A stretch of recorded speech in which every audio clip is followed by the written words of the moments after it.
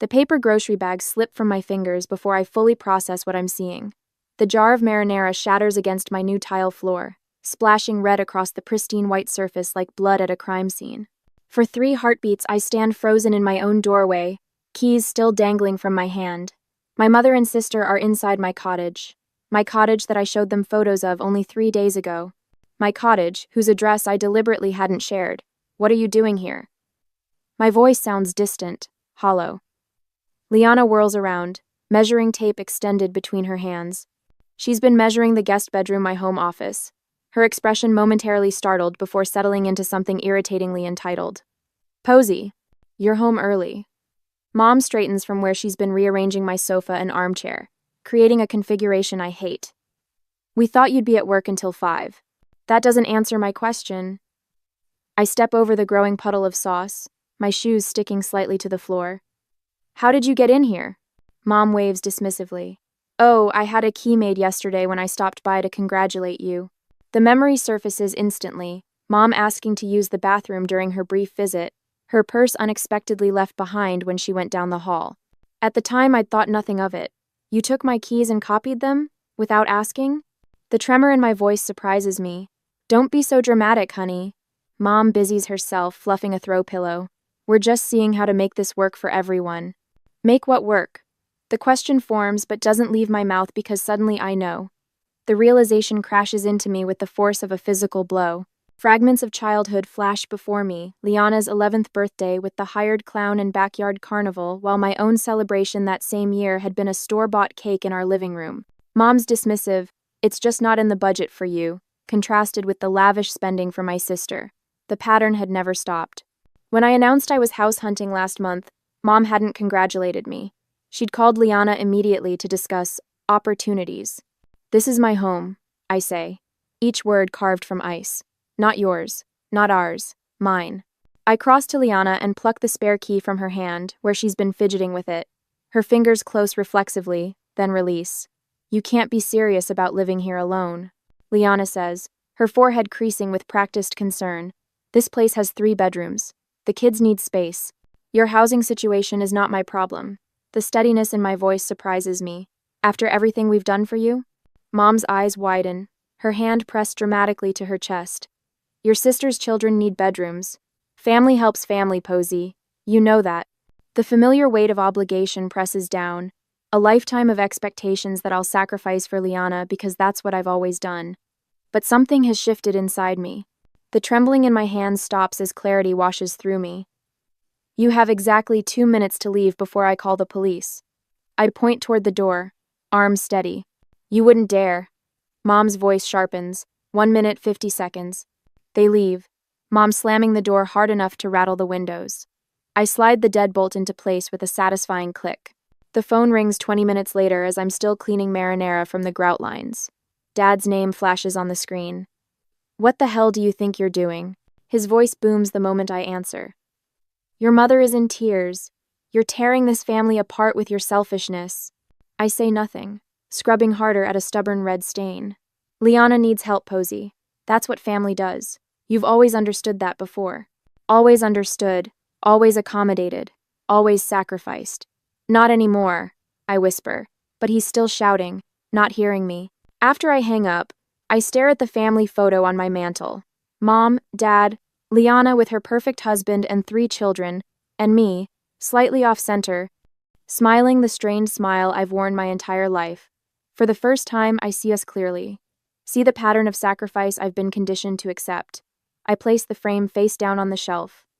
This house is mine. This life is mine. And I'm done giving pieces of it away. A day later, the Facebook notification pings while I'm sipping my morning coffee. A rare moment of peace 3 days after the marinara incident. Something about Liana tagging me. I tap the icon, expecting another passive-aggressive family photo where I'm awkwardly positioned at the edge. What I find stops my breath. A post from 3 weeks ago before I'd even closed on my cottage shows Liana's 3 children squeezed into their shared bedroom. The caption reads, "Kids are finally getting a bigger place soon. Blessed. Family first." My thumb hovers over the screen as I scroll to the comments. Which bedroom does Ellie get? Asks one of Liana's friends. Liana's response. The blue one with the bay window. Jack and Tyler will share the room across the hall. Mom thinks the third bedroom should stay a guest room in case Aunt Carol visits. My coffee mug slips from my fingers, splashing hot liquid across my bare feet. I barely notice the burn. 3 weeks ago. They were planning this 3 weeks ago, before I'd even signed my mortgage papers. I bolt to the bathroom, my stomach heaving as the magnitude hits me. This wasn't an impulsive idea after seeing my house. This was calculated, planned. They had been strategizing how to take over my home before I'd even purchased it. My phone buzzes with a text notification as I rinse my mouth. It's from Dad, but he's accidentally included me in a group message meant for Mom and Liana. Don't worry about Posey's tantrum. Mom has written, she'll give in once you're settled. She always does. The shaking starts in my hands and spreads until my whole body trembles against the cool bathroom tile. She always does. 3 words that summarize my entire life. The family dinner invitation arrives via text the next evening. We need to talk about a solution, Dad writes. Your mother's making pot roast, 7 p.m. I should refuse. Every instinct screams to stay away, but some withered, hopeful part of me wonders if maybe, just maybe, they've reconsidered. When I arrive, the table is already set with Mom's good china. Dad, Mom, and Liana sit clustered on one side, an empty chair waiting for me on the other. The division couldn't be more obvious if they'd drawn a line down the middle. Posey, Mom says, her smile tight. We're so glad you could join us. Before I can respond, Dad slides a manila folder across the table. We've found the perfect solution. Inside are printouts of 5-bedroom houses, all within 2 miles of Liana's children's school. Each listing has been annotated with notes like perfect playroom and good backyard for the kids. These are lovely, I say carefully, for Liana and Mark. Dad clears his throat. For all of you, together. We've already talked to your bank. Mom adds, stirring her iced tea. Transferring your mortgage to a different property is quite simple. The difference in price would be manageable if everyone contributes. My mouth goes dry. You contacted my bank? Just preliminary discussions, Mom says, waving away my concern like an annoying fly. Your furniture won't all fit, of course, Liana chimes in, but we could sell the extra pieces. We'll need space for the kids' bunk beds. The front door opens, and Mark strolls in, late as usual. He nods at me before turning to Dad. I was thinking about the garage spaces. The left side would work better for my truck, if Posey doesn't mind parking on the street. The casual way they're dividing my property, a home they've never contributed a penny, toward leaves me speechless. My hands curl into fists beneath the table. Posey, Dad says, his voice dropping into the serious tone he used when I was a child and had disappointed him. Refusing to help would show you don't really care about being part of this family. Mom reaches across the table, not quite touching my hand. Think about your relationship with your nieces and nephew. Children remember who was there for them. Everyone knows family comes first in this town. Liana adds, her eyes narrowing.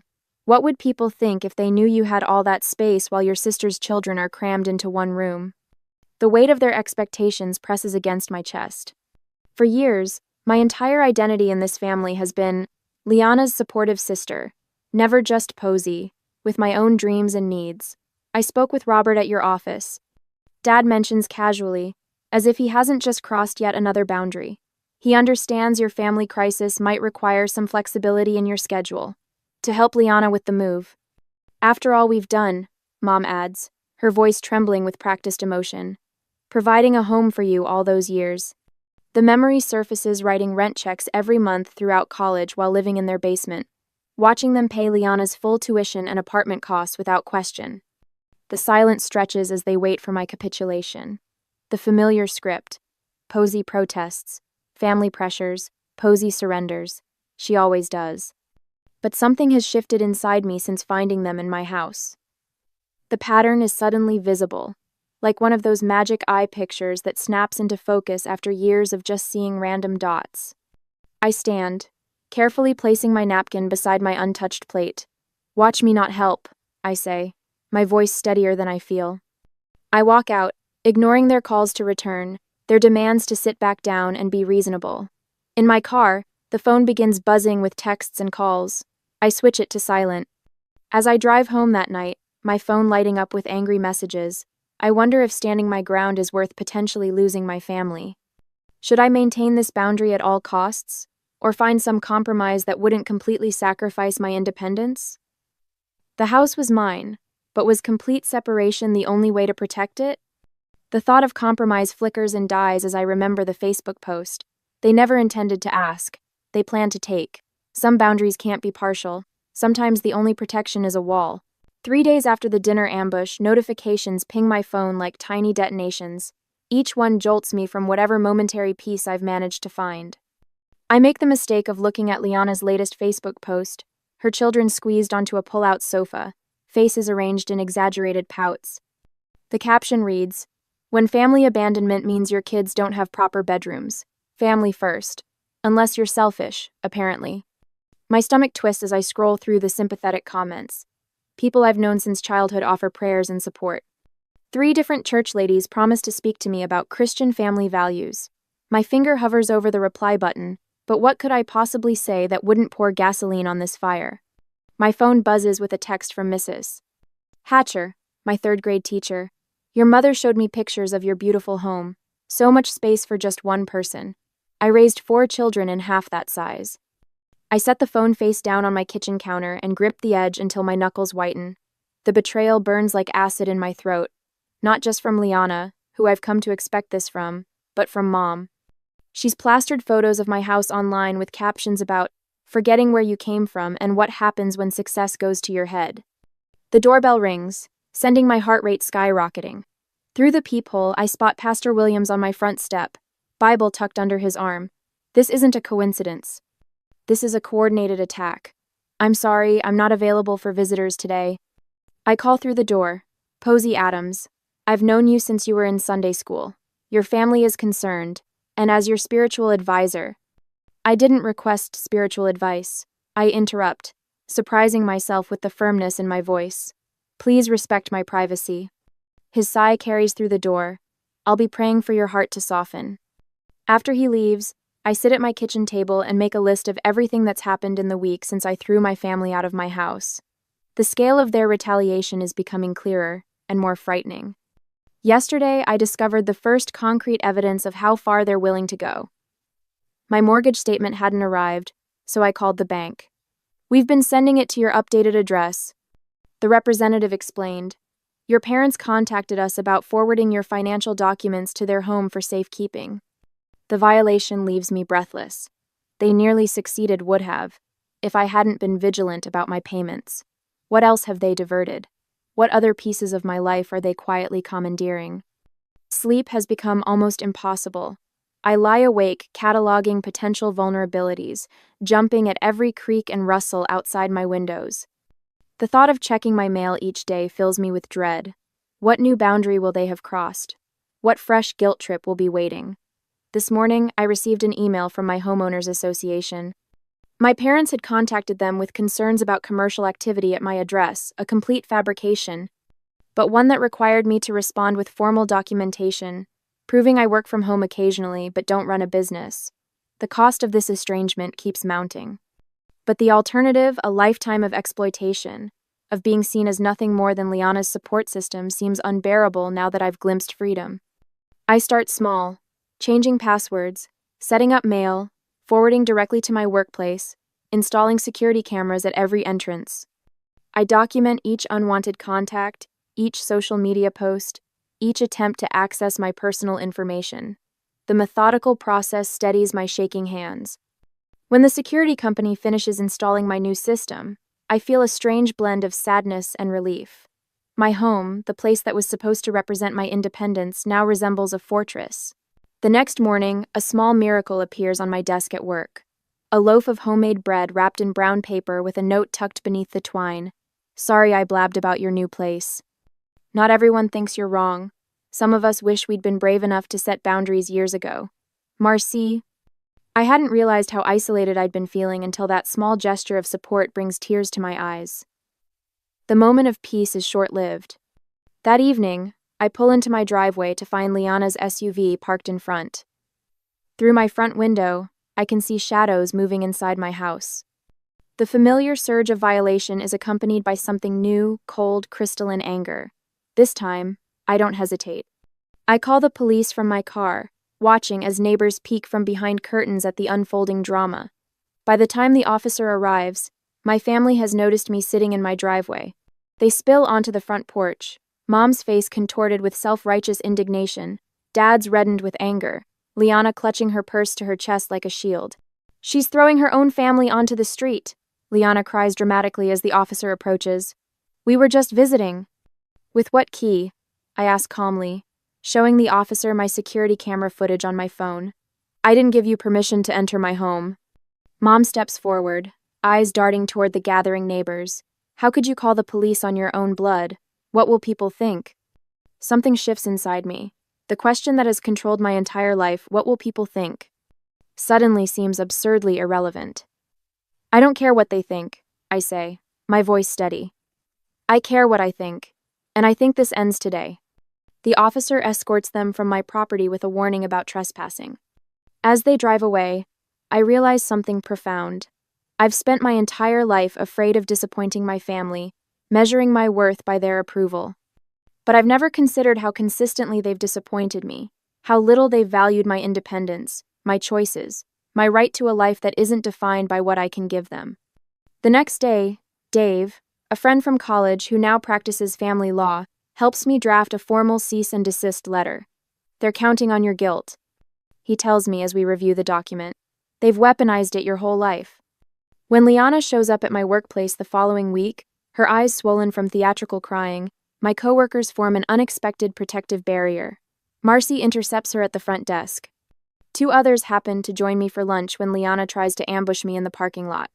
The contrast is stark. These people who owe me nothing respect my boundaries without question, while my family, who should protect me, tramples every line I draw. With each day, I find my voice growing stronger. "No" becomes easier to say. "This doesn't work for me" rolls off my tongue without apology. The words, "I've made my decision," no longer feel like a betrayal. At home, I change all the locks, upgrade my security system with door cameras that send alerts to my phone. I gather financial records, text messages, social media posts, a paper trail documenting years of exploitation. The folder grows thick with evidence I hope never to need but feel safer having. The notification appears on my phone while I'm in a meeting 2 days later. The doorbell camera shows my mother on my front step, trying a key in my lock while glancing nervously over her shoulder. The key doesn't work. I've changed the locks twice since the last confrontation.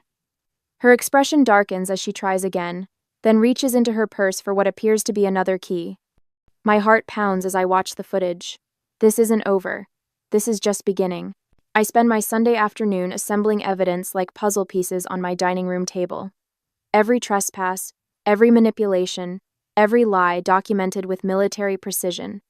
The security camera footage plays on my laptop, showing Mom trying 3 different keys in my front door yesterday while I was at work. I add the timestamp to my spreadsheet and feel a curl of satisfaction, rather than the usual guilt. "This looks comprehensive," Dave says, adjusting his reading glasses as he reviews my documentation. My lawyer friend has squeezed me into his Sunday, bringing the scent of coffee and legal pads into my living room. "The cease and desist letter should be ready tomorrow. Will you be okay delivering it yourself?" I need to do this myself. I add the mortgage company's call recording to a labeled folder. The representative's voice still rings in my ears. "We spoke with someone claiming to be your mother about transferring your mortgage to another property. We informed her this wasn't possible without your direct authorization. My therapist Judith's advice guides my hand as I organize everything. Document, don't engage. Facts, not emotions. Boundaries, not arguments." Monday morning, I place the certified letter in my mother's hands. She doesn't open it, just stares at me with wounded eyes as if I've betrayed her by protecting myself. "You'll regret this," she whispers, but takes the envelope. 3 days pass in blessed silence. No calls, no texts, no unexpected visits. I sleep through the night for the first time in weeks. Thursday brings the inevitable escalation. I'm reviewing code at my desk when Marcy from accounting appears at my cubicle, eyes wide. "Your parents are in the lobby," she whispers. "They told reception your sister was in an accident, and they need you immediately." Cold dread washes through me until I spot the text from Liana complaining about her kids' school lunches time-stamped 2 minutes ago. I find my parents arguing with our receptionist, Mom dabbing at dry eyes with a tissue while Dad demands I be brought out immediately. Family emergency. He barks at the young man behind the desk. Her sister's been hurt. I just texted with Liana, I say, stepping into view. My voice remains steady despite the tremor in my hands. She's fine. Mom drops the tissue. Posey! Thank goodness. We've been so worried. Miss Adams? My boss appears beside me, her expression carefully neutral. Is everything all right? Dad attempts his charming smile. Family matter. We'll just borrow Posey for a bit.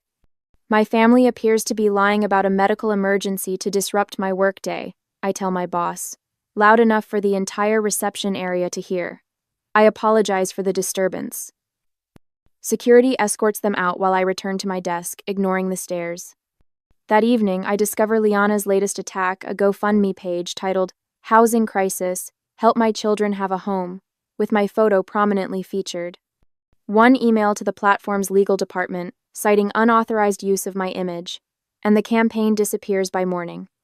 My father's voicemail that night slips from rage into accidental truth. You ungrateful little, do you know what you've done? We had it all planned out. We were going to move in whether you liked it or not, and now you've embarrassed your mother in front of... I save the recording with a grim smile. When my company announces an opening at their new branch in Colorado Springs, I find myself weighing a promising opportunity against running away from conflict. Would moving mean letting them win? Or was it my chance for a fresh start beyond their reach? My support system rallies around me like a protective wall. Dave sends a formal warning to my family, outlining the legal consequences of continued harassment. Judith helps me craft responses that stay firmly factual, without engaging their emotional bait. My boss offers flexible hours during what she calls this transitional period, her eyes knowing but never pitying. Your house needs better security, says Tara, my realtor friend, walking the perimeter of my property. Motion-sensing lights here and here, and reinforce this back door. I'd expected to feel alone in this fight.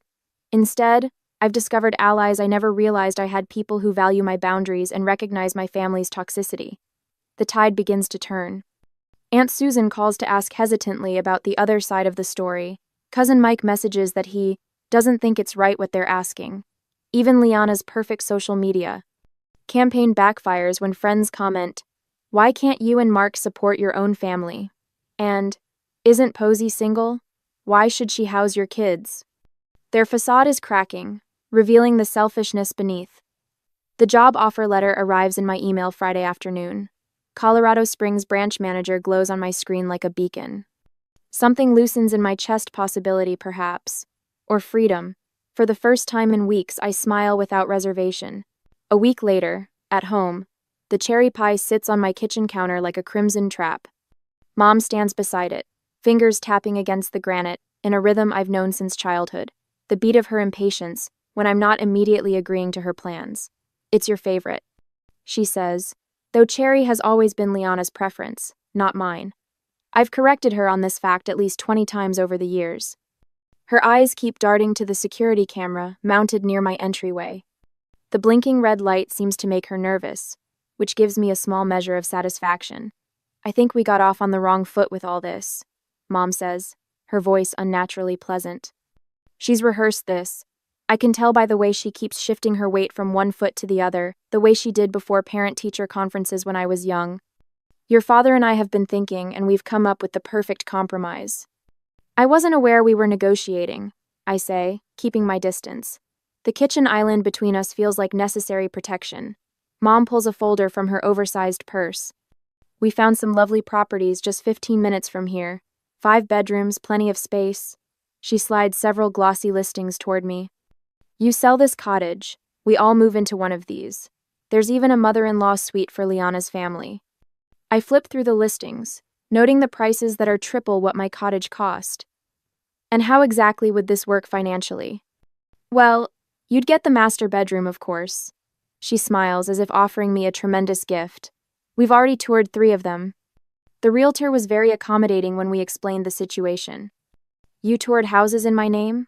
The calm in my voice surprises even me. Mom waves dismissively. "We needed to move quickly." The Henderson's daughter is also looking in that neighborhood. She leans forward, voice dropping. Listen, Posey. If you're going to be difficult about this, we can always contest the ownership.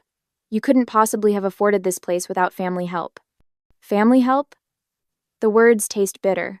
You mean the full rent I paid while living at home during college? Or perhaps you're referring to the student loans I'm still paying off while Liana's education was fully funded? Mom's face hardens. Don't be ungrateful. I walk to my office without responding, and return with an envelope. I place it on the counter between us, next to her untouched pie. What's this? She doesn't reach for it. It's a job offer from our company's new branch in Arizona. I push it toward her. I accepted it last week. Her hand freezes mid-tap. Arizona? I'm selling the cottage. I watch her face brighten before adding, and moving to Tucson next month. The color drains from her face. But what about Liana? Her housing situation is not my concern. I open a drawer and pull out a thick manila folder. I've been gathering some interesting documentation. I spread the contents across my counter, financial records showing my paid rent throughout college, alongside Liana's fully funded education. Birthday expenditure comparisons, showing the thousands spent on her celebrations versus the bare minimum for mine. Loan papers for the cars they bought her while I saved for my used Honda. What is this supposed to be? Mom's voice has lost its rehearsed quality. Evidence. I pull out my phone and tap the screen. And here's my security footage showing 17 unauthorized entry attempts on my property. Mom stares at the screen, watching herself and Liana testing keys in my lock, peering through windows, even once bringing a locksmith who thankfully refused the job. I'm not running away. I say, gathering the papers. I'm running towards something better, a life where I'm valued, not just useful. Your father will be furious, she whispers, but there's a new uncertainty in her voice. I'm counting on it. 3 days later, I arrive at my parents' house for what they've billed as a family meeting to resolve the housing situation. The driveway is full, my aunt's car, my cousin's SUV, even my grandmother's ancient Buick. The gang's all here to witness my surrender.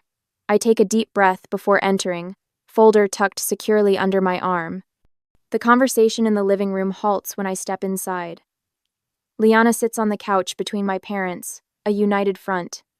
The extended family is arranged in a loose semicircle, an audience for the performance.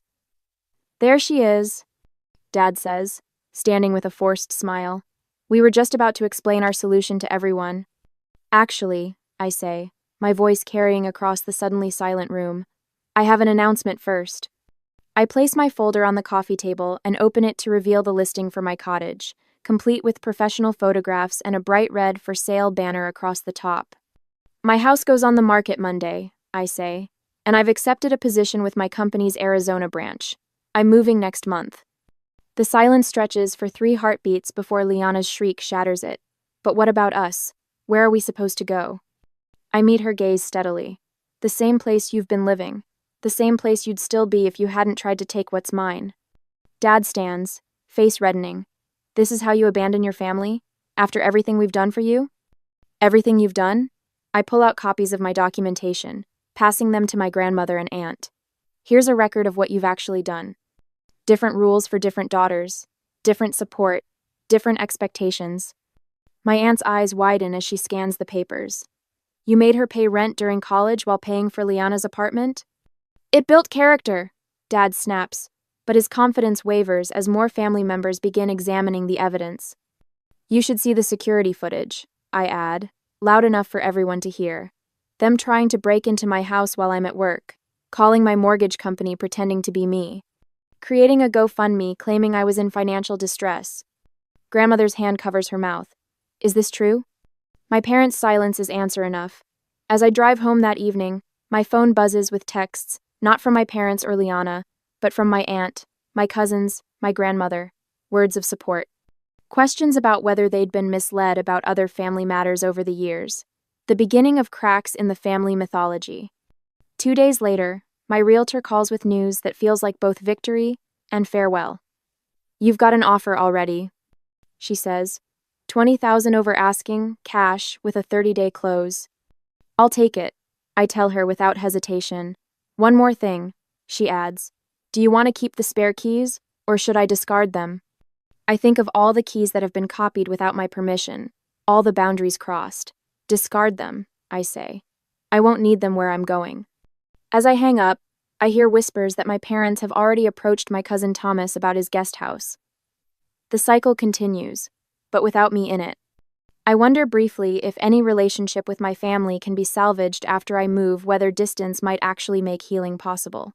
But that's a question for another day. Today, I have boxes to pack and a new life to build, one that's entirely my own. A year later, the morning sun streams through windows that have no curtains because I haven't decided what style I want yet. My furniture sits exactly where I placed it, not where someone else thought it should go. The wall beside my desk blooms with photographs. Me atop a mountain in Colorado, shaking hands with the CEO after my promotion, standing proudly in front of this house on closing day. Not a single picture shows my family. My phone rests on the counter, its screen occasionally lighting up with notifications. A year ago, I would have lunged for it, heart racing at the possibility of another accusation or demand. Now, I glance at it with casual indifference. Unknown numbers route straight to voicemail, and several familiar ones too. Outside, through the kitchen window, my garden catches the morning light. Rows of basil, thyme, and rosemary herbs Mom always claimed would overwhelm her delicate palate thrive in neat beds. Brilliant orange marigolds border the walkway, their pungent scent a childhood favorite. I was never allowed to plant near the house. Too common. Mom had said when I was 10, "We're putting in roses instead." I bite into a fresh strawberry from my own patch and smile at the sweetness. The doorbell rings precisely at noon. Friends file in carrying gift bags and platters, their faces bright with genuine happiness to see me. No one has an agenda beyond celebration. "Happy birthday, Posey," calls Elaine, my colleague turned friend, setting down a bakery box. "Apple pie, as requested." "Not cake?" asks Thomas, another coworker who's driven 2 hours to be here. "I've always preferred pie," I answer, the simple truth filling me with unexpected satisfaction. Especially apple. For decades, I'd dutifully blown out candles on chocolate cake because Liana loved it. Mom always said making 2 desserts was wasteful when we could share. Elaine arranges candles on the pie while I pour wine into glasses, the stemware I chose because I liked it, not because it matched someone else's taste. "What should we toast to?" asks Sophia, the neighbor who brought me homemade bread when I moved in. "To building homes, not just houses," I say, raising my glass. "And to the family we choose." The words settle warm in my chest as we clink glasses. On the wall near my door hangs a simple wooden key hook with just one key mine. No spare hidden for emergencies. No copy held by anyone else. Later, after everyone leaves, I find myself thinking about Jared, the new engineer at work. Yesterday, I spotted him shrinking into himself as our project manager dismissed his ideas. The familiar posture hit me like a punch to the gut, the same way I used to make myself smaller around my family. "Actually," I'd said, interrupting the manager, "Jared's approach could save us significant testing time. Let's hear more." The surprise and gratitude in his eyes reminded me of my own reflection the day I finally stood up to my family. My phone buzzes with a text from Michael, the landscape architect I've been seeing for a month. He respects my boundaries with a reverence that once would have felt foreign, but now feels right. "Still on for hiking Saturday?" the message reads. I smile as I type back, "Absolutely." Before turning in, I scroll through my phone gallery and pause at an old family photo, everyone grouped tightly together, me slightly out of frame as usual. After a moment's hesitation, I delete it and replace it with a picture of my front door, painted the bold red I'd always wanted. My cousin Brenda texts occasionally now. Last week, my uncle called to check in. These tentative connections with extended family happen on my terms, with clear boundaries that they've learned to respect. As I settle into bed in my quiet house, I wonder whether complete separation from my parents and Liana was necessary for healing, or if someday I could rebuild limited contact on my terms. What would you do? Maintain the distance that brought peace, or attempt to create a new, more balanced relationship from the ashes of the old? For tonight, I'm content with the life I've built, one where every choice, from the garden herbs to the friends around my table, reflects who I truly am. I grip my water glass tighter, knuckles whitening as Marissa's words hang in the air between us. "So next week I'll be moving into your place," she says with a casual smile, as if announcing she's switching to almond milk or taking up jogging, just until I figure things out. The champagne pops open beside me, my father beaming as he pours the bubbling liquid into crystal flutes I've never seen before. My mother's china, the set she saves for Thanksgiving and Christmas, gleams under the chandelier light. The table arrangement should have been my first clue. Something was happening. Marissa seated at the head of the table. The formal settings. The champagne chilling. This isn't Sunday dinner. It's an ambush. I've already started packing, Marissa continues, accepting a flute from Dad with a gracious nod. It shouldn't take more than a day to get everything moved in. My parents exchange pleased glances across the table, nodding along as if this is the most reasonable plan in the world. As if my consent is merely a formality, already given. To new beginnings, my father says, raising his glass. Everyone lifts theirs in response. Everyone except me. The garage boxes make sense now. 3 days ago, I'd found them stacked against the wall, oversized plastic tubs labeled Marissa's winter clothes and Marissa's books. When I texted her about them, she'd brushed it off. Just temporary storage, she said. Just until she found more space in her apartment. I should have known. Just like I should have known what it meant when I confronted my parents about paying Marissa's rent for the 3rd time this year. She's going through a rough patch, Mom had said, waving away my concerns. That's what family does, we help each other. I hear my mother's voice from last week, the phone call I wasn't supposed to overhear while waiting in her kitchen. Eden is so lonely in that big house, she'd told Aunt Sarah. She needs her sister's company. It's perfect timing, really. Perfect timing. As if my life exists solely to accommodate Marissa's latest crisis. I set my water glass down carefully, reaching for my purse on the floor beside me. The trembling in my hands has nothing to do with nervousness and everything to do with fury. Why do you look so serious? Marissa laughs, her eyes darting briefly to our parents. This is good news for both of us.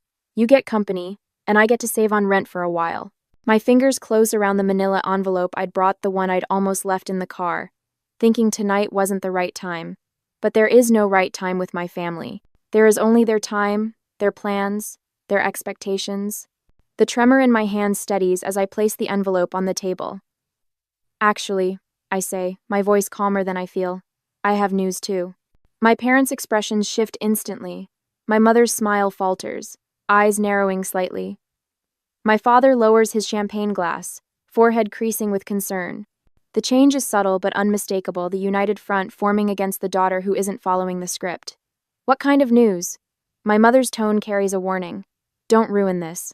Don't be difficult. I feel the weight of the familiar labels hovering in the air. Selfish, difficult, uncaring. The stakes of defiance are clear. Disagree and become the family villain. Again. Looking at their expectant faces, I realize this pattern has defined my entire life. Marissa takes. I give. My parents enforce the transaction. The roles never change. The lines never shift. Until now. I place the manila envelope in the center of the table, my fingers lingering on the edge. The room falls silent, my family's anticipation hanging heavy in the air. What's that? My mother's voice carries a hint of irritation, as if my interruption is derailing an already settled plan. This, I say, carefully withdrawing the papers inside, is the sale agreement for my house. I sold it last week. I have 30 days left before I move. The silence that follows is absolute. Marissa's champagne glass slips from her fingers, shattering against the hardwood floor. No one moves to clean it up. My father's mouth opens and closes like a fish suddenly finding itself on dry land. You what? Marissa finally whispers. I flip through my phone, pulling up the Pinterest board I discovered this morning. Interesting timing, isn't it? While you were planning to move in, Mom and Aunt Sarah were already designing your future bedroom in my house.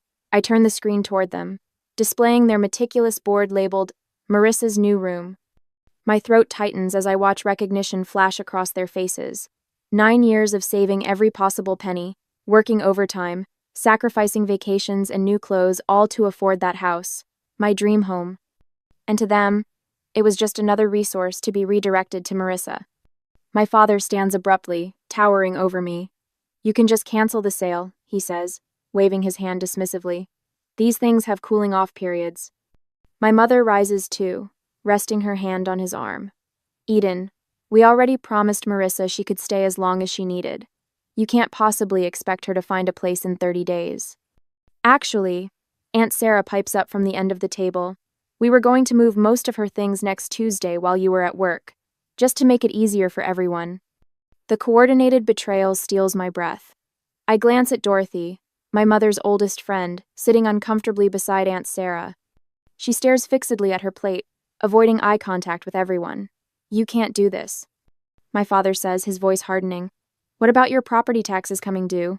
You know I always help with those. The implied threat isn't subtle. His one annual contribution to my finances dangled now as leverage.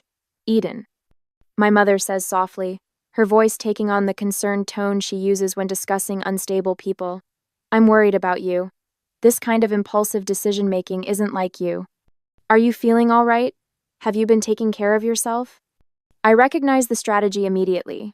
If not compliant, then possibly unwell. It's a familiar path in our family dynamic, one that's kept me in line for years. You did this on purpose, Marissa accuses, tears streaming down her face. You found out I needed a place to stay and sold your house just to spite me. The accusation lands like a physical blow. This is how it always goes. My boundaries recast as cruelty, my self-preservation painted as selfishness. For a moment, I consider explaining the truth. The catastrophic roof replacement that drained my savings, the water line break, the heating system failure, the mounting financial pressure that made selling not just advisable but necessary. But what would be the point? They've already cast me as the villain in this family drama. Why give them more ammunition? I made this decision for my own reasons, I say instead, keeping my voice steady. And it's final.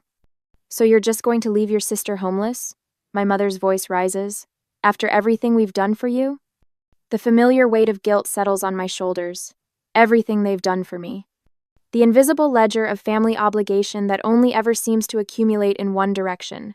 Marissa isn't homeless, I point out. She has an apartment, and if that doesn't work, she has your spare bedroom. That's not the point, my father interjects. Family helps family. Period. Anyone. The unspoken remainder of that sentence hangs in the air, and you're not being family.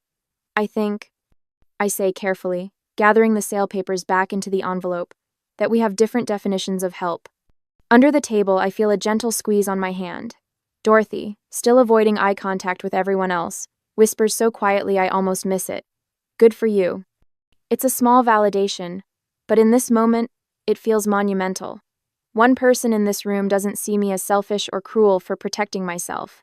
As I sit there with my family's accusations hanging in the air, I wonder whether I should explain the financial struggles that forced me to sell my beloved home, or simply hold firm without justifying my decision. Would sharing my vulnerability help them understand, or just give them new ammunition to use against me? The first call comes Tuesday morning while I'm fixing my coffee.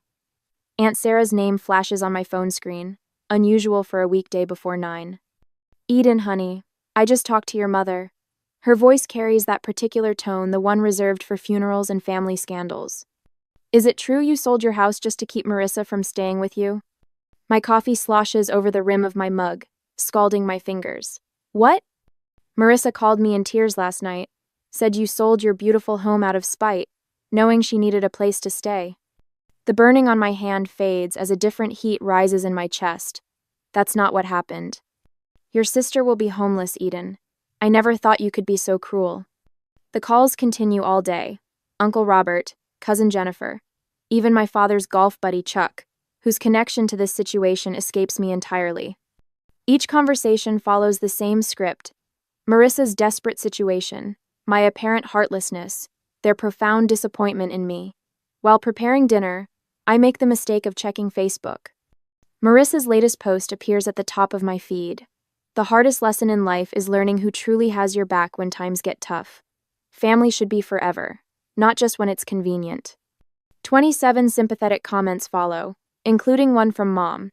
We're here for you, sweetheart. Always. The knife in my hand chops carrots with increasing force. The final blow comes Thursday, when my colleague Lisa stops by my desk, her expression pinched with concern. I ran into your sister at Starbucks this morning, she says, lowering her voice. She told me about the house situation. If you need help finding her temporary housing, my church has a program. The carrot pieces on my cutting board splinter under the blade. What exactly did Marissa tell you? Lisa shifts uncomfortably. Just that she's facing homelessness because of some sudden decision you made. She seemed really upset. My jaw tightens so hard it aches. Thanks for your concern, Lisa. But Marissa isn't homeless. She has an apartment, and parents with a 4-bedroom house. After Lisa leaves, I lock myself in the bathroom stall, hands trembling as I text my sister. Stop telling people I'm making you homeless. It's a lie and you know it. Her response arrives instantly. You're selling the house I was counting on. What would you call it? The roof replacement came first, $11,000 I hadn't budgeted for, when the March storms revealed leaks in 3 different rooms. I emptied my vacation fund and took a small loan, telling myself it was a one-time emergency. Then the water line broke in April. $8,200 for emergency repairs and landscape restoration. I canceled plans to visit my college roommate in Arizona, picked up weekend marketing work for a local realtor, and ate ramen for dinner more nights than I care to admit. The heating system failure in June was the final blow, $5,000 I simply didn't have. Each night after work, I'd sit at my kitchen table, surrounded by spreadsheets and bank statements, calculating and recalculating figures that refused to balance. The crying started around then. Silent tears that came only after midnight, when I was certain no neighbors walking dogs might glance through my windows and see the truth that the woman they waved to each morning, the one who always appeared composed and capable, was falling apart behind closed doors. My reflection in the bathroom mirror each morning reveals the dark hollows beneath my eyes that concealer can't quite hide, collarbones more pronounced against my blouses. When my pants began slipping at the waist, I punched new holes in my belt, rather than buy smaller sizes. Temporary situation, temporary solution.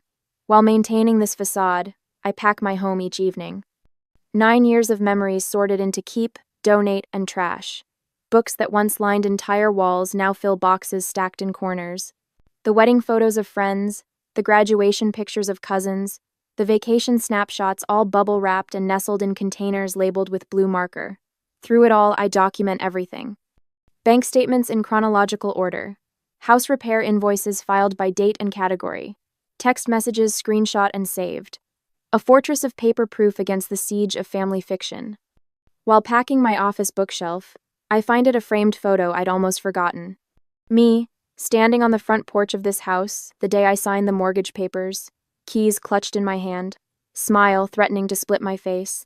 The realtor had taken it as a surprise, catching the exact moment I realized I'd actually done it, purchased a home entirely on my own.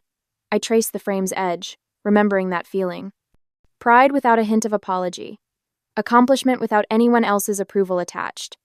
I place it carefully atop the nearest keep box, this tangible reminder of what I built and what no one can diminish. The doorbell rings Saturday afternoon, while I'm wrapping dishes in newspaper. Through the front window, I spot my parents' Buick in the driveway, Marissa's red compact behind it. No warning text, no courtesy call. I consider not answering, but the knocking grows more insistent. When I open the door, they file in like funeral directors, solemn, judgmental, prepared to manage a difficult situation. Mom spots the boxes immediately. You're really going through with this madness. I fold the newspaper around another plate, securing it with tape. The closing is in 3 weeks. Your sister needs you. Mom's voice rises slightly. You've always been selfish, but this is beyond understanding. Your sister needs you. The plate in my hands remains steady, though something shifts inside me. I've spent my entire life being told what Marissa needs. The words emerge calmer than I feel. Did anyone ever ask what I need? Dad clears his throat. Eden, be reasonable. I need financial stability. I need to sleep at night without panic attacks about bills. I need to not drain my retirement fund for house repairs I can't afford. I continue wrapping dishes methodically. Unlike past confrontations, I don't stop what I'm doing to give them my full attention. I don't offer beverages or comfortable seats. I continue my work while they stand awkwardly in my half-packed kitchen. We're your family, Mom says, voice wavering between anger and disbelief. Yes, you are. And I've never once asked you for money. Not for college, not for my first apartment, not for this house, and not for the repairs that drained my savings. For once, they have no immediate response. Marissa stares at the floor, unable to meet my eyes. Dad examines the ceiling as if architectural features have suddenly become fascinating. I realize with startling clarity that I no longer need their approval or understanding. The constant ache for validation I've carried since childhood has quieted, replaced by something sturdier.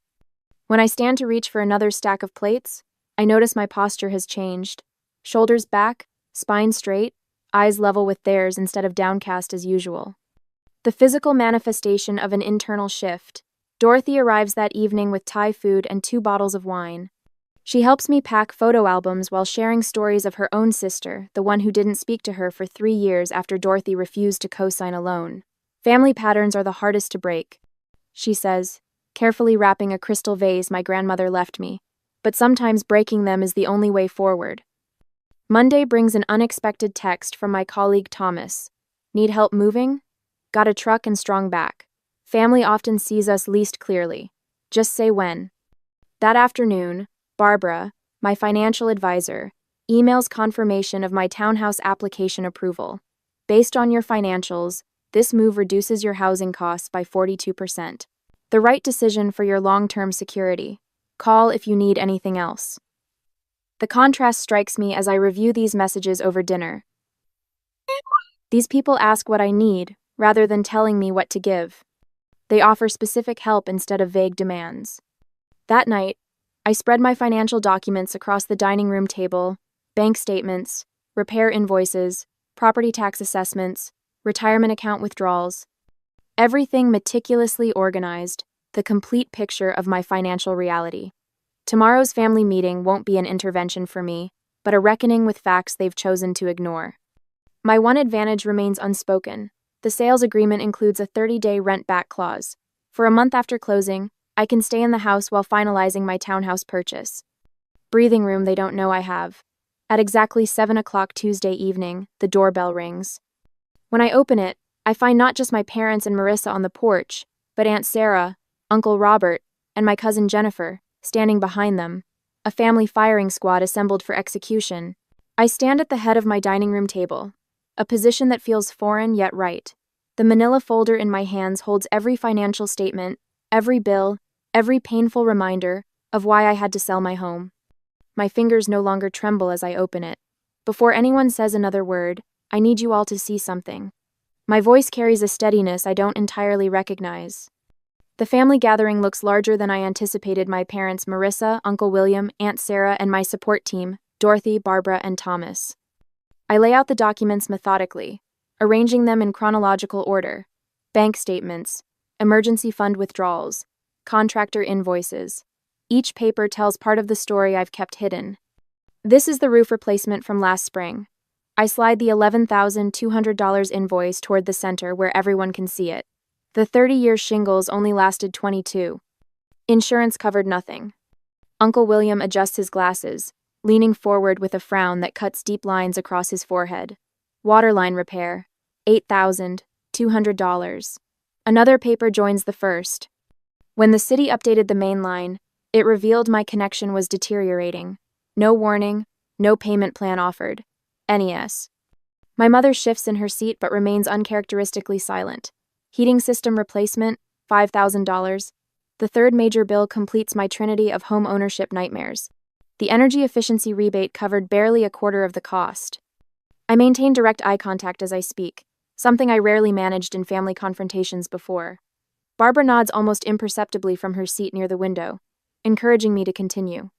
My emergency fund is gone. I place my bank statement on top, the balance painfully clear. My financial advisor recommended selling while the market is still hot rather than risking a forced sale later when I might be underwater. Marissa's chair scrapes against the hardwood as she stands abruptly.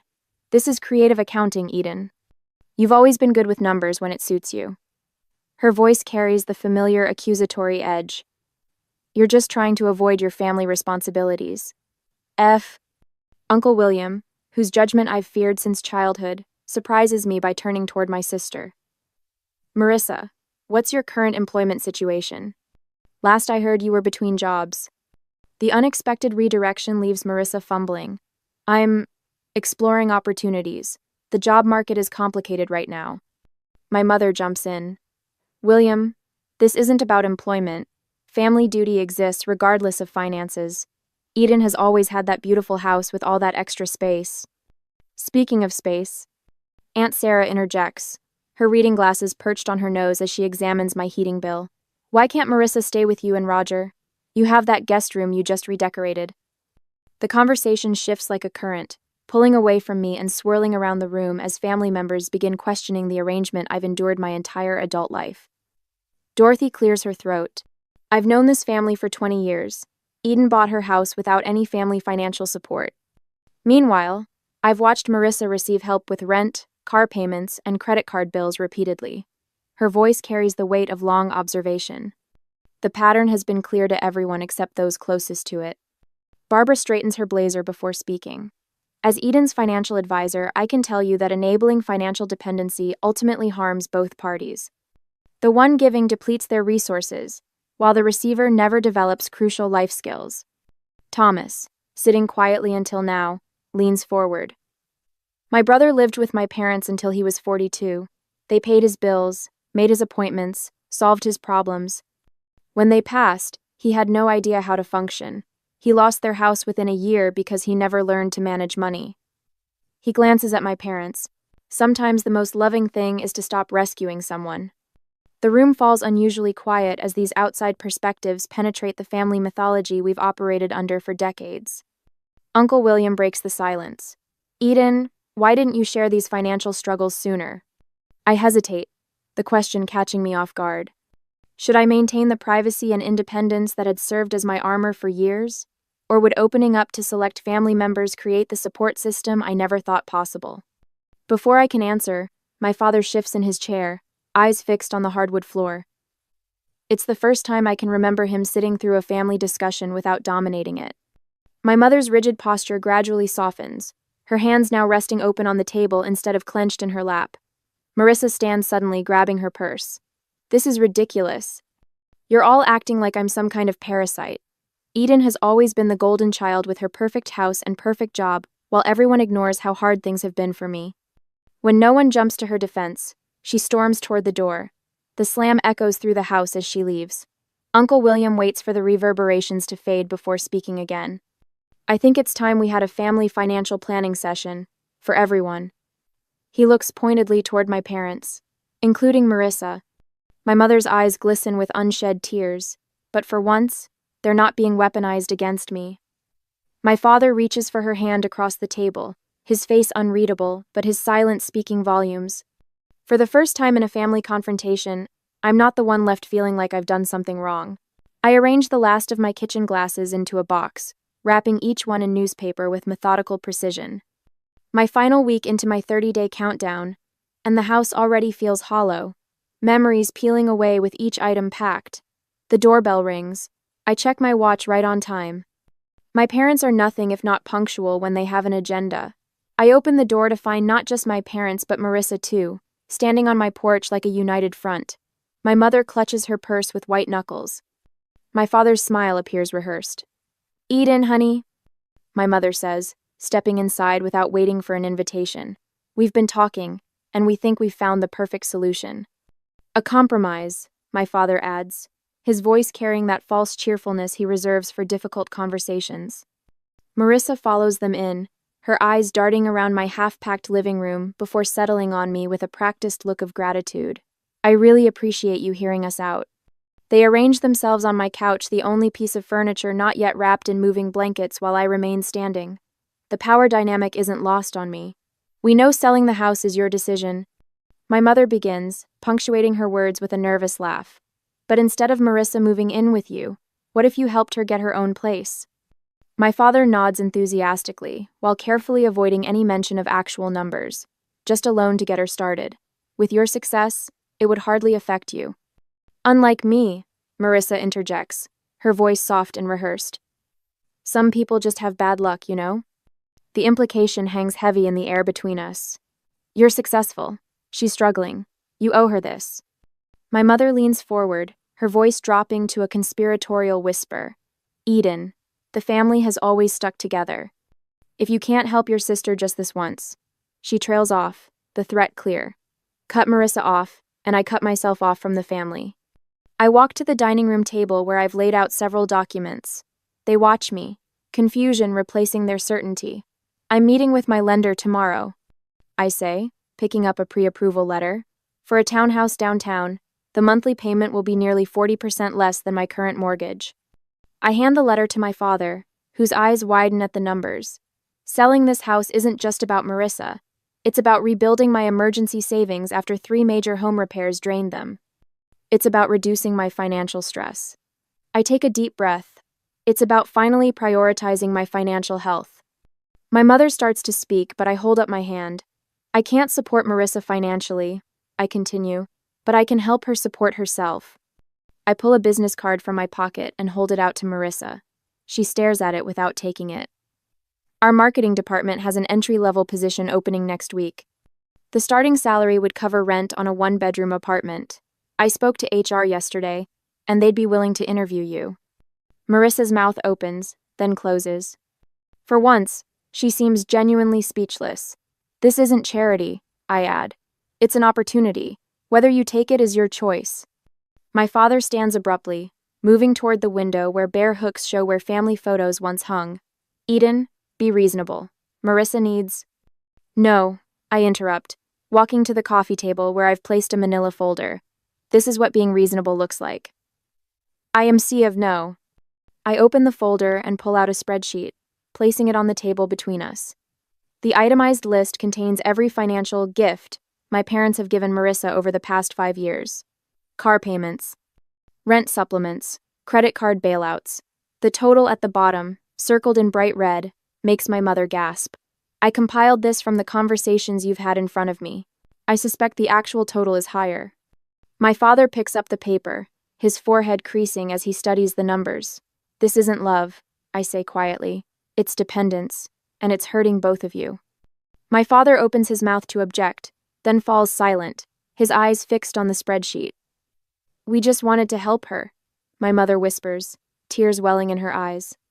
The best help is teaching someone to stand on their own, I reply, my voice steady despite the hammering in my chest. You taught me that once, remember? When I wanted to quit college because it was too hard?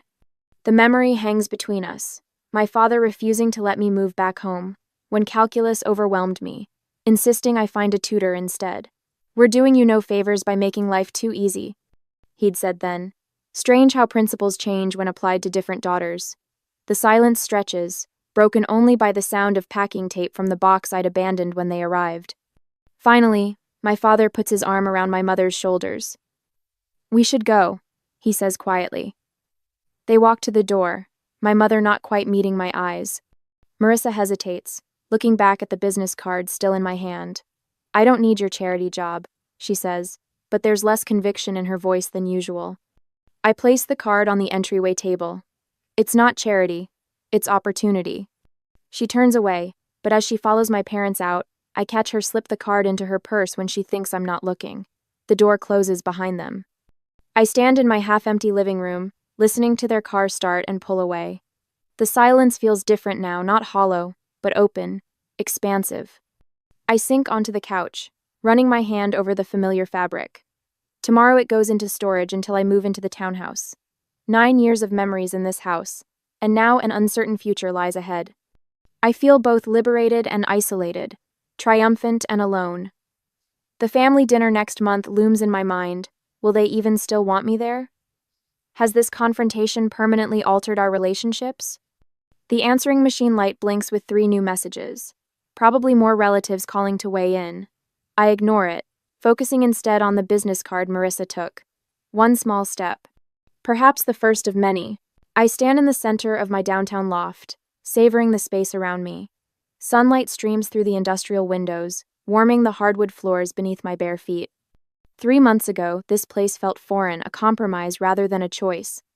Now it feels like the home I never knew I needed. Another box checked off the budget, I tell myself, updating my financial tracking app. My mortgage payment appears in green, a full 30% less than what I paid for the Craftsman. Barbara's weekly check-ins have transformed what was once my greatest source of anxiety into a structured ritual I actually look forward to. The kitchen island holds my newest purchase, a professional-grade camera that would have remained a distant wish in my old financial reality. My first photography class starts tomorrow evening, the course catalog still open on my tablet. I run my fingers over the camera's textured grip, permission to create rather than just survive. My phone buzzes with a reminder. Sunday dinner at my parents'. I feel the familiar tightening in my shoulders, then consciously release it. These dinners have changed, just as I have. Later, I step through my parents' front door carrying a bottle of wine, rather than my usual tension headache. Dad greets me with a hug that feels genuine instead of perfunctory. "Eden, come see what your sister brought," he says, his voice carrying none of the comparative undertones that once filled our interactions. In the dining room, Marissa arranges flowers in a simple vase. She looks up, her smile reaching her eyes. "They gave me my first business cards today," she says, pulling one from her pocket.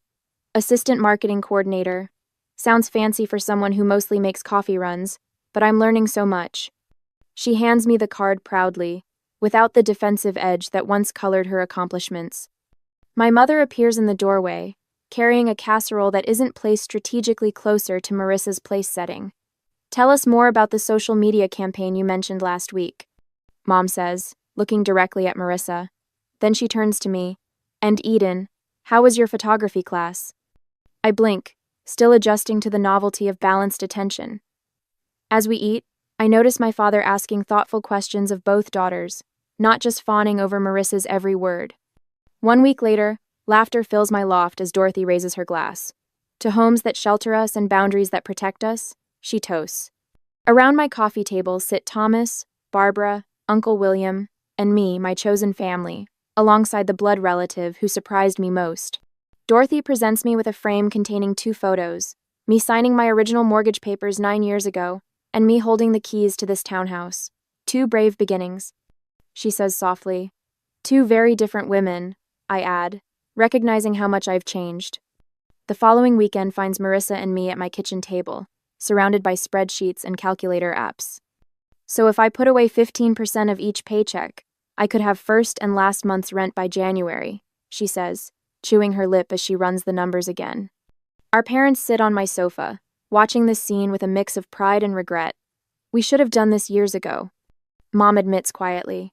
"We thought we were helping, but we were hurting both of you in different ways." Dad nods, his eyes revealing the difficult journey of unlearning decades of enabling behavior.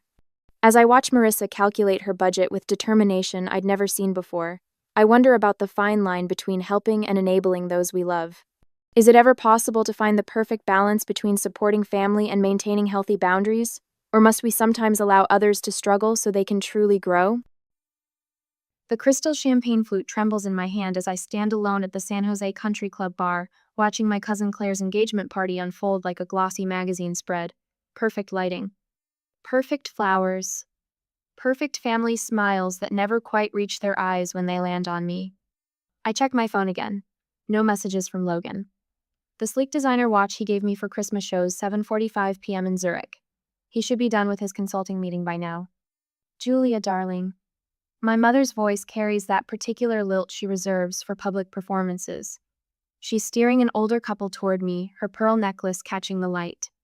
"This is the Andersons, they're new members." A practiced smile. "This is Julia. She's between relationships right now." I bite back the correction. 2 years engaged to Logan, and she still pretends he doesn't exist. The Andersons murmur polite greetings and mercifully move on, champagne glasses in hand. My phone buzzes. Finally. But it's just my team in Dubai confirming tomorrow's client presentation. I need somewhere quiet to call Logan, to hear his voice ground me in reality, before I float away on a sea of family fiction. The hallway leading to the ladies' room offers blessed silence after the tinkling laughter and clinking glasses of the main room. My heels click against marble as I dial Logan's number. Then I hear it. Laughter floating from around the corner. My mother's voice, and Aunt Patricia's parting, sharing that particular cadence of gleeful mockery I remember from childhood. 2 years engaged to a man no one's ever met. My mother's words slur slightly. Who does that? Aunt Patricia's answering laugh sounds like breaking glass. Aviation consultant? Is that what we call flight attendants now? I've started calling him her imaginary fiancé when she can't hear. My mother again, her voice thick with amusement. Poor thing, always trying to keep up with Claire. The phone slips from my suddenly numb fingers, clattering against marble. Tears burn behind my eyes but don't fall. I won't give them that satisfaction, even if they can't see me. The memories rush in like tide water. Me at 22, standing in our kitchen as Dad's face turned that particular shade of purple reserved for major disappointments. Law school is your future, Julia. This art school nonsense is throwing your life away. Mom wringing her hands in the background. Graphic design is a lovely hobby, sweetheart, but it's not a career. The Christmas video calls after I moved to Europe. Mom's tight smile as I shared news about my growing client list. That's nice, dear, but did you hear? Claire made junior partner at her firm. My fingers find the textured wallpaper, grounding me in the present. The past is a dangerous place to linger tonight. I remember the first time I saw Logan across a crowded conference room in Zurich. The way his eyes crinkled when he smiled. How he listened intently as I presented my branding concepts for his airline client. The immediate connection that felt like coming home, even though home had never actually felt that way. The work is exceptional, he'd said afterward. Your family must be incredibly proud. I'd laughed then, a short, sharp sound. They think I'm playing at having a career while looking for a husband. His hand had covered mine, warm and steady. Then they don't know you at all. The memory of calling Mom to share our engagement still stings. The long silence before her careful response. Is this real, Julia? Or are you just trying to keep up with Claire? Logan's words that night echo in my head. They'll understand someday. Build your life first. I straighten my spine, check my reflection in a gilt-framed mirror. My green silk dress falls perfectly, chosen to project success without trying too hard. The diamond on my left hand catches the light, solid and real as the man who gave it to me. Julia, Claire's voice carries down the hallway. We need you for the family toast. I smooth my dress, touch up my lipstick. Perfect the mask I've worn at every family gathering since I was old enough to understand that being myself wasn't enough. My phone buzzes again. A text from Logan. Finished early, missing you. Something shifts inside my chest, like tectonic plates realigning. I've spent my whole life trying to prove myself worthy of this family's approval. Tonight, I finally understand their approval was never the prize I thought it was. My fingers fly across the phone screen. Now, please come now. Claire appears at the end of the hallway, radiant in white. There you are. Mom wants you to say a few words. I slip my phone into my clutch, straighten my shoulders. Of course she does. The walk back to the main room feels different now. Each step carries the weight of a decision years in the making. They want a toast? I'll give them one they'll never forget. My mother beams as I approach the microphone, probably expecting another perfectly polite performance. She has no idea what's coming. None of them do. The crystal stemware weighs heavy in my hand as I step toward the microphone. My mother beams from her carefully chosen spot near the front, no doubt expecting another of my perfectly polite performances. The same smile she wore through 2 decades of piano recitals and debate tournaments, watching me hit all the right notes while missing the music entirely. When two people find each other, I begin, letting my gaze drift across the sea of expectant faces. They deserve a foundation of belief and support. The words float across the reception hall, carried by the venue's precise acoustics. Claire and Michael have that foundation in spades. Every step of their journey celebrated, documented, believed. A champagne flute clinks against a butter knife somewhere in the back. Someone coughs. My mother's smile slips, just a fraction as my eyes find hers. Some people never receive that support. The words land soft but sharp, like snow before a storm. Some build their lives while those closest to them whisper doubts behind closed doors and country club bathrooms. My mother's fingers tighten around her glass. Aunt Patricia shifts in her chair, that particular rustle of silk that always accompanied her judgments. So here's to those blessed with family who believe in them without proof, without question. I raise my glass, ice cracking in the silence, and to those who succeed anyway. The applause comes scattered and uncertain, like the first drops of rain. Maria appears at my elbow as I step away from the microphone, her hand warm against my arm. I wanted to tell you, she whispers, her phone screen glowing between us. They've been saying this for years. The family group chat scrolls beneath her thumb. Words jump out like neon signs in the dark. Maybe she needs therapy. No real career. Inventing relationships to compete with Claire. My father's voice drifts from a nearby table. Julia's going through a phase. The same dismissal he used when I left law school, when I moved to Europe, when I built my first international client portfolio, a phase lasting 15 years. Your brother told the Hendersons your international career was mostly freelance work, Maria adds, her voice barely audible above the string quartet. Like you're sitting in a coffee shop designing logos instead of running global campaigns. The weight of years of dismissal settles across my shoulders like a familiar shawl. My mother holds court near the gift table, Aunt Patricia at her right hand like always. The perfect power couple.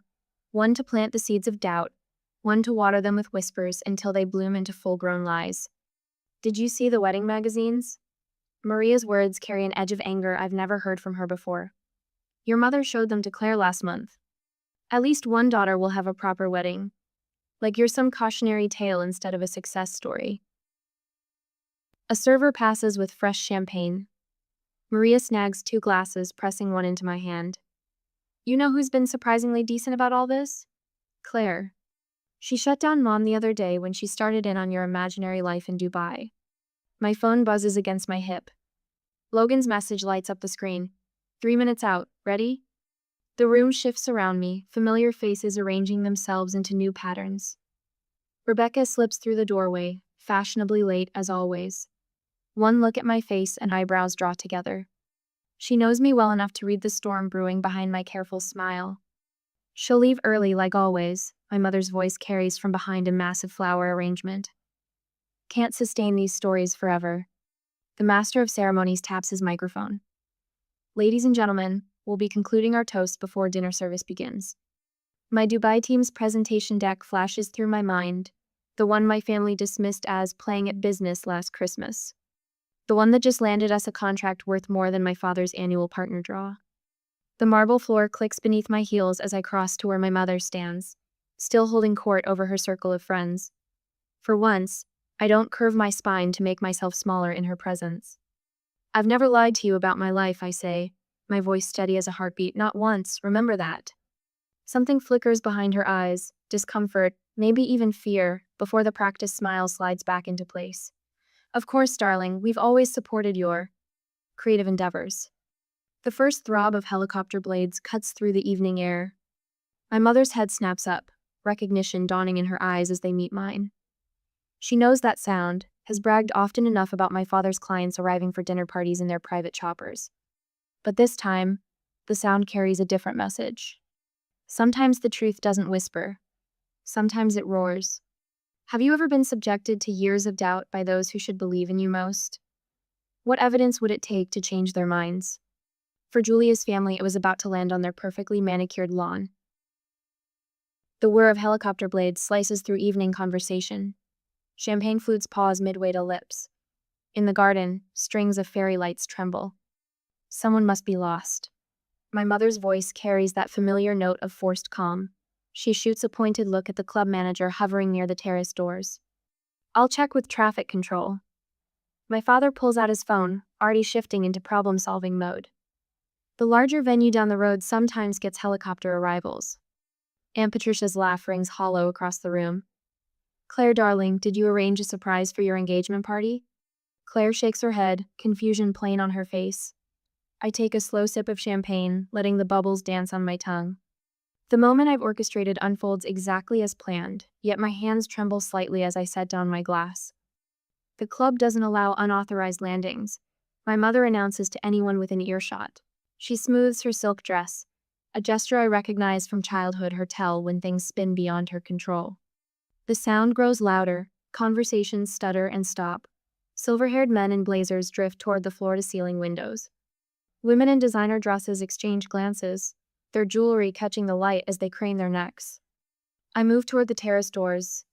Each step feels weightless, like I'm floating through a dream I've rehearsed 1,000 times. The garden lights illuminate my path, casting my shadow long across the marble floor. My mother's fingers close around my wrist. Julia, where are you going? I turn to face her, gentle but immovable, to greet my fiancé. Her fingers slip away. In her eyes, I catch the first flicker of understanding and fear. The helicopter appears over the tree line, sleek and black against the purple dusk. Its landing lights sweep across manicured lawns and sculpted topiaries. Julia. My mother's voice has lost its performance polish. This disruption is unnecessary. I don't respond. The time for words passed long ago, somewhere between imaginary fiancé and tonight's whispered mockery. Instead, I push open the terrace doors and step into the evening air. Behind me, the party has gone silent. Even the string quartet has stopped playing. I stand framed in the doorway, my green silk dress moving in the artificial wind. The moment stretches like pulled taffy, sweet with anticipation. The helicopter touches down with professional precision. The rotors slow, their rhythm fading to a whisper.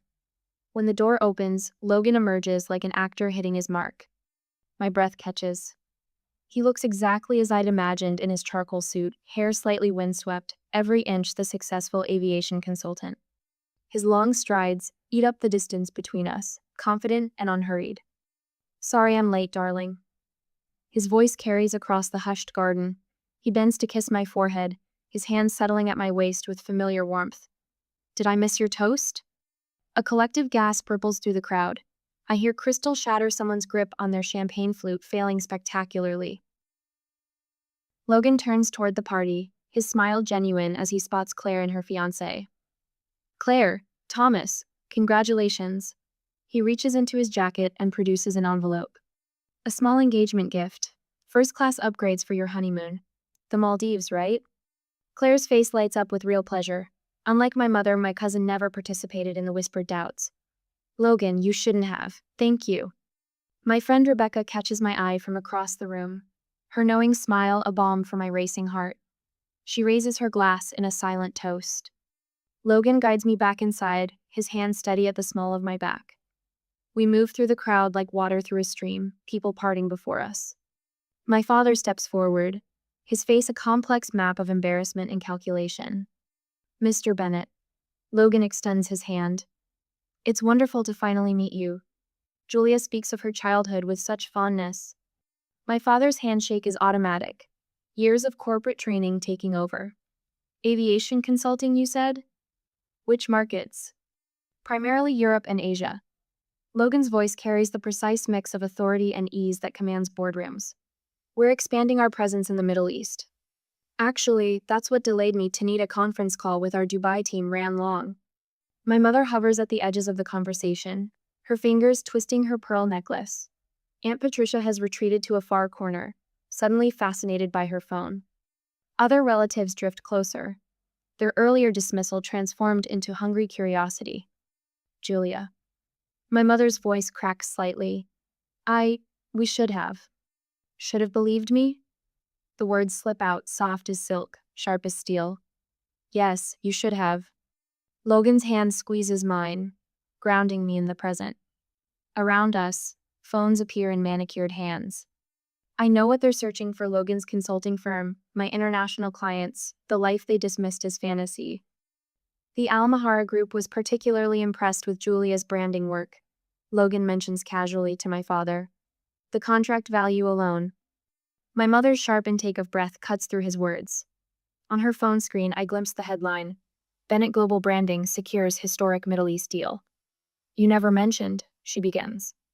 I did. My voice remains steady. "Every Christmas call, every birthday, you change the subject to Claire's law firm promotions." The string quartet starts playing again, but the party's rhythm has fundamentally shifted. Years of dismissal crash against the concrete reality of Logan's helicopter. My success, our life. The impact leaves my family scrambling to rewrite history.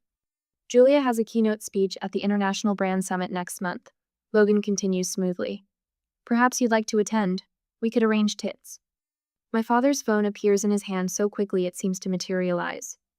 Around us, other relatives tap and scroll, their faces illuminated by the blue glow of screens showing my career, my achievements, my truth. The weight of vindication settles around my shoulders, not like a crown, more like armor I no longer need to wear. Logan's arm settles around my waist as we make our way through the reception, a physical anchor in this sea of shifting family allegiances. The helicopter sitting visible through the floor-to-ceiling windows serves as a constant reminder of everything they refuse to believe. "Tell them about the Singapore airline campaign, darling." Logan's voice carries just enough for the cluster of relatives pretending not to eavesdrop. My mother's wine glass pauses halfway to her lips. The rebrand launched last month, I say, letting my voice fill with the quiet pride I've spent years suppressing. Full fleet livery redesign, lounge concepts for 13 international hubs, complete digital overhaul. Aunt Patricia's fingers tighten around her champagne stem. She spent the last hour trying to insert herself into conversations, suddenly remembering supportive comments she never made. I always told Diane you had an eye for design, didn't I, sister? My mother nods too quickly, pearls bobbing at her throat. Julia mentioned the Dubai project weeks ago. Very exciting. The lie hangs in the air between us. I haven't spoken to her in months, not since the Christmas call that ended with her suggesting I see a therapist about my need to exaggerate. Logan's thumb traces small circles against my hip, grounding me. The Almahara presentation is next week, actually. First time they've consolidated their luxury brands under one visual identity. My father materializes at my elbow, all forced business interest. Aviation consulting must be fascinating. The regulatory frameworks alone. Speaking of frameworks, my brother Tom cuts in. I always knew you'd make it big, sis. Remember when I helped you with that school project? A laugh bubbles up before I can stop it. You mean when you told me graphic design was for people who couldn't handle real jobs? The silence stretches just long enough to be uncomfortable. Claire's future mother-in-law raises a perfectly sculpted eyebrow. I thought you said Julia was struggling with her career? Maria, bless her, doesn't miss a beat. Funny how memories change when a helicopter lands, isn't it? My mother smooths invisible wrinkles from her silk dress. We always encouraged Julia's independence. Actually, I say softly, you called it running away from responsibility. The words land like pebbles in still water, ripples of discomfort spreading through the gathered family. Rebecca appears at my side, champagne flute extended like a shield. Remember that first client meeting in Paris? Julia stayed up 3 nights straight redoing the entire presentation because the brief changed last minute. You always knew exactly what you wanted, Claire adds, surprising me with her sincerity. A small cluster of younger cousins edges closer, eyes bright with something that looks like hope. Julia, darling. My mother's voice has taken on that particular tone she uses when orchestrating photo opportunities. We should get some pictures for the family album while everyone's here. Wonderful idea, my father chimes in. And you must let us know when you're in Europe next. We'd love to visit. Tom slides a business card from his wallet. We should grab coffee, talk about some international opportunities. The firm's looking to expand. I smile, precise as a scalpel. We'll see what the schedule allows. Logan steers us toward the terrace, reading my need for air. The night wraps around us like cool silk, city lights glittering below. Through the glass, I watch my mother's face crumple slightly when she thinks no one's looking. But Christmas is for family, she says later, cornering me by the dessert table. You always come home for Christmas. The words settle in my chest, familiar weight of obligation warring with the life I've built. I have made my home elsewhere. My father stands frozen by the bar, Manhattan untouched, as the reality of our new dynamic sinks in. I am no longer the daughter desperately seeking approval. I am a woman who arrived by helicopter to say, your approval stopped mattering. Aunt Patricia's voice drifts from behind a flower arrangement, still showing off after all these years. Logan's hand finds mine, fingers intertwining. The diamond on my left hand catches the light, solid and real as the man beside me, as the career I've built, as the truth they spent years denying. The helicopter sits dark and elegant on the lawn outside, a period at the end of a very long sentence. But it isn't the final punctuation mark in this story. Not yet. I squeeze Logan's hand, thinking of the invitation I'll send tomorrow. Dubai in winter is lovely, after all, and some truths need to be seen in the full light of day. They cannot hurt me again. With these thoughts, we greeted everyone and went to the hotel. Tomorrow is a big day. The next day, after the reception, the phone vibrates against the hotel nightstand at 10 a.m. My mother's name flashes across the screen, accompanied by her carefully curated profile photo from last Christmas. Julia, sweetheart. Her voice carries that particular wobble that appears whenever she wants something. I've been thinking about what happened at the reception. We should reconnect as a family. I let the silence stretch, watching Logan's reflection in the floor-to-ceiling windows as he moves around our suite, preparing for another consulting call. Mom, I have meetings all morning. Of course you do. The wobble transforms into something sharper. Your father wants to discuss some investment opportunities for your business. She pauses. The family business could use an international presence. My phone buzzes with incoming texts. Dad suggesting coffee to talk about your future. My brother Mike suddenly interested in expanding our horizons globally. Even Aunt Patricia has posted on Facebook, featuring a photo from Claire's engagement party with the caption, "So proud of my successful niece Julia. Family first, global business." Logan catches my eye in the reflection, raising an eyebrow. I shake my head, lips curving into a smile that holds more satisfaction than amusement. The country club membership committee meets next month, Mom continues, voice brightening. Your father could nominate you now that you're established. The word hangs between us like a poisoned apple. Established. As if my success only became real when it arrived in a helicopter. The lake house is lovely in autumn, she adds. We could update the family Christmas card. You and Logan would look wonderful on the dock. I trace my finger along the window, watching the morning sun strike the glass towers of Dubai's financial district. That's generous, Mom. Well, family is family. Her voice softens. We can put all this unpleasantness behind us. All this unpleasantness, I repeat, letting each word fall like a stone. You mean the years you spent telling everyone I was lying about my life? Julia, really? We were just concerned. Logan sets a cup of Earl Grey on the desk beside me, his hand resting briefly on my shoulder. The warmth of his palm grounds me as the realization crystallizes. They're not sorry they didn't believe me, I say after ending the call. They're sorry they can't use me. Logan leans against the desk, arms crossed. What do you want to do about it? I open my laptop, fingers hovering over the keyboard. The words flow with unexpected ease. I'd like to invite you to Dubai next month. Let me show you what I've built. 3 weeks later, I watch my parents scan the arrivals terminal, their expectations visible in their designer luggage and travel outfits. Mom's face falls slightly when she spots our waiting car. Not a luxury sedan, but a modest electric vehicle. The hotel is lovely, she manages later, as Logan guides them through the understated lobby of the Four Seasons. No gilded excess, no ostentation, just quiet, impeccable taste. We thought you'd be comfortable here, I say, watching them search for the flash and glitter they'd imagined. Dubai isn't all about spectacle. The next morning, I lead them through the glass doors of Bennett Global Branding. 30 pairs of eyes look up from sleek desks, their owners rising in greeting. Good morning, Julia, they chorus, some voices carrying accents from London, Singapore, Cape Town. Your team? Dad asks, gaze jumping from face to face. My family, I correct him quietly. I watch them absorb the wall of client logos, the industry awards, the framed magazine covers featuring my work. Through the conference room glass, they glimpse my upcoming keynote presentation for the Global Brand Summit. All this time, Mom whispers. You really were. Building something? Yes. I gestured to my office. Would you like to see more? That evening, I choose a rooftop restaurant overlooking the city. The lights below mirror the stars above, creating an infinite field of possibility. For years, I say, setting my phone on the white tablecloth, you thought I was lying about my life. We were just concerned, Mom begins, reaching for her water glass. I press play. Her own voice fills the space between us. Her imaginary fiancé, followed by Aunt Patricia's laughter. I didn't invite you here for an apology. The words come steady and clear. I invited you to see the truth. Dad's face flushes that familiar purple. You brought us all this way to embarrass us? No, I meet his gaze.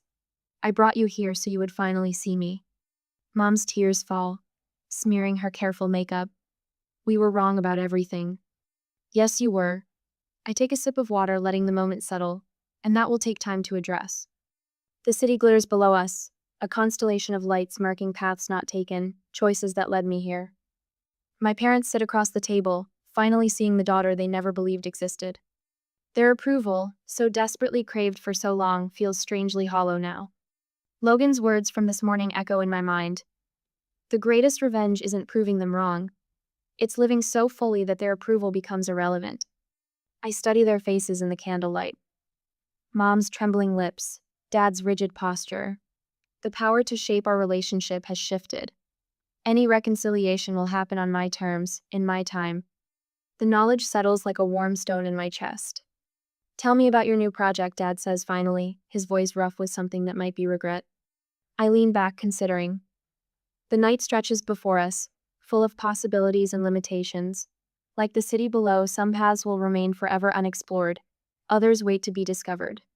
Let's start, I say, with what's true. A week later, sunlight streams through the floor-to-ceiling windows of my Dubai office, catching the metallic threads in the abstract tapestry I bought in Istanbul last month. Logan appears in the doorway, 2 steaming cups in hand. The familiar scent of Earl Grey fills the air as he sets one on my desk. Your 9 o'clock is ready in the conference room, he says, leaning down to kiss my temple. The design mentee from Paris? I nod, taking a sip of perfectly brewed tea. Reminds me of myself at 23. Brilliant portfolio, family who thinks graphic design is just pretty pictures on a computer. The young woman's face fills my laptop screen moments later, bright-eyed and nervous. Her portfolio spreads across my second monitor, clean lines, bold color choices, the raw talent I recognized immediately. Emma, tell me about the restaurant campaign concept. My voice carries the warmth I wished for at her age. The one your professor called too modern. She straightens, hands fluttering. My father said the same thing, that no traditional French restaurant would ever. Show me anyway. Her concept unfolds across the screen.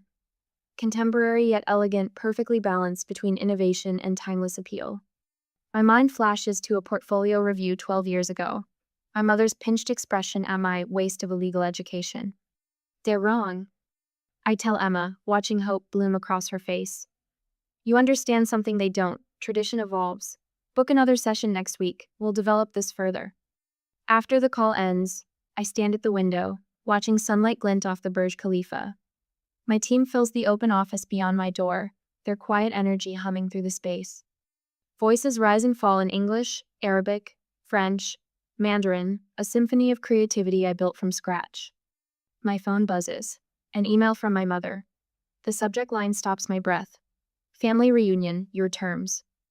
Dear Julia, the lake house is lovely in October. Logan mentioned you might have business in New York that month. No pressure. Just know you're both welcome whenever you choose. Love. Mom. No guilt trip. No manipulation. No desperate need to prove her maternal devotion to the country club crowd. Logan's arms slip around my waist from behind. Board meeting done early. What's got you smiling? I show him the email. Mom's learning. Finally. Going? Maybe. I lean back against him. On our terms. 6 weeks later, autumn sunlight dapples the lake house deck. Logan's hand rests warm against my lower back as we climb the familiar steps. No knot in my stomach. No mask of perfect daughter sliding into place. The door opens before we reach it. Mom's eyes meet mine, clear and uncertain. Julia, Logan, thank you for coming. Inside, fall-scented candles flicker on the mantel. Dad looks up from his paper, reading glasses perched on his nose. Just read about your team's award. The Hong Kong campaign? Singapore, I correct gently. But yes, the Asian market expansion exceeded projections. No dismissal.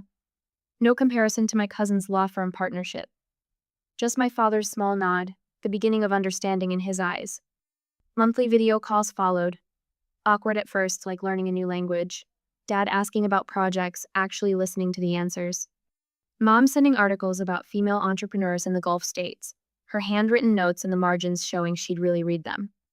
Aunt Patricia's absence speaks volumes. Some bridges burn for a reason. The Santorini wedding photos arrive in December. Small, intimate, perfect. Claire beside me in a sage green bridesmaid's dress, our childhood competition dissolved into genuine friendship. My parents in the background, respecting the boundaries of their new role. Rebecca's champagne toast still echoes, to believing in yourself when no one else would. Spring finds me in a Dubai conference hall, addressing a room of young designers. Many of their stories mirror my own. Families who mistake different for wrong, dreams dismissed as phases to outgrow. The helicopter story spread. I tell them, watching recognition spark. But that moment wasn't about proving anyone wrong. It was about finally being right with myself. A young woman approaches afterward, portfolio clutched to her chest. My family thinks I'm wasting my accounting degree. They don't believe I can make it in design. I see myself in her tight shoulders, her defensive grip on her work. Show me what they don't see. Mom visits the office in May. She pauses before the framed photo of Logan's helicopter landing, backlit against the country club's manicured lawn. I was so embarrassed that day. Her voice catches. Now I understand it was necessary. It wasn't about embarrassing you. I meet her eyes in the glass reflection. It was about finally being seen. I see you now. She touches the frame gently. I'm sorry it took so long. I needed you to see me then. The truth settles, peaceful as sunset over the Arabian Gulf. I don't need it anymore. Later that night, Logan and I stand on our balcony, the city lights jeweling the darkness below. Plans for the New York office expansion spread across the patio table between us. We could take the apartment in Manhattan, I muse. Be closer to family if we want. If we want. Logan's smile holds a decade of understanding. Your choice, your terms. I watch a plane's lights trace across the star-studded sky, remembering a young woman who once thought proving her worth would fix everything. The greatest revenge isn't proving them wrong. My fingers lace through Logan's. It's living so fully that their approval becomes irrelevant. The night breeze carries the scent of jasmine from the garden below. Somewhere in Paris, Emma works on her restaurant campaign. In Dubai, my team prepares tomorrow's client presentation. In a lake house in America, my mother learns to see her daughter clearly.